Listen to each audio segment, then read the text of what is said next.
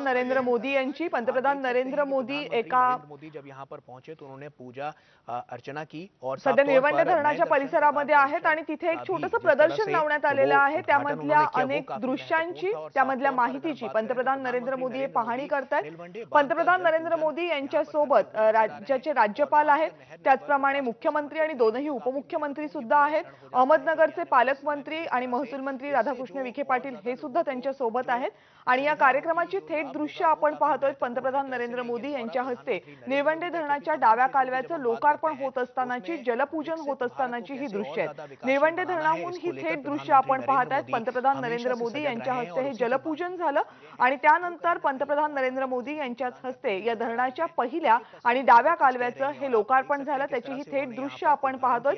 अहमदनगरसाठी, नाशिकसाठी एक अत्यंत महत्त्वाचा प्रकल्प, ज्या प्रकल्पाच्या पहिल्या टप्प्याचं आपल्याला म्हणता येईल डाव्या कालव्याचं लोकार्पण पंतप्रधान नरेंद्र मोदी यांच्या हस्ते झालंय आणि त्या कार्यक्रमासाठी महाराष्ट्राचे मुख्यमंत्री, दोनही उपमुख्यमंत्री, महाराष्ट्राचे राज्यपाल, त्याचप्रमाणे अहमदनगरचे पालकमंत्री हे उपस्थित आहेत।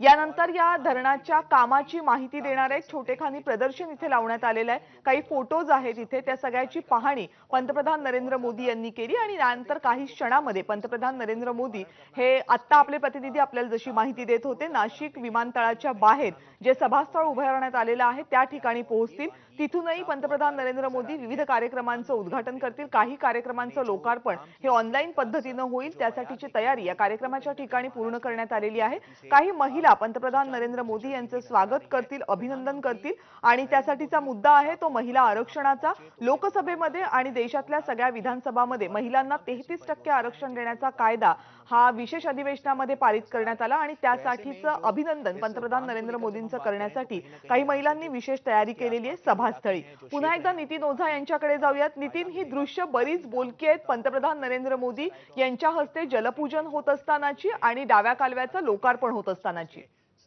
निश्चितच कविता, हा एक आनंदाचा क्षण आहे आणि निश्चितच 52 वर्षांनी जर एखाद्या दुष्काळी भागाला पाणी मिळत असेल तर तो जो आनंद आहे तो द्विगुणित करण्यासाठी स्वतः प्रधानमंत्री या ठिकाणी आलेत।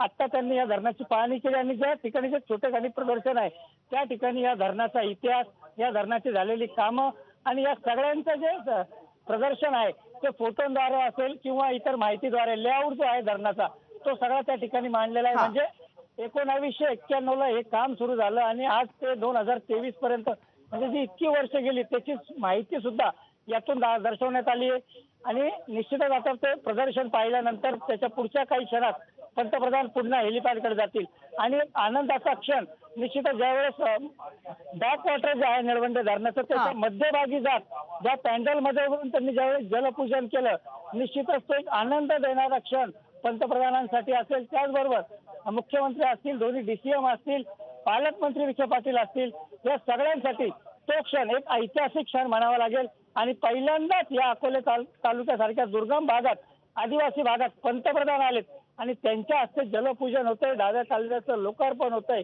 ही सुद्धा एक आनंदाची गोष्ट आहे।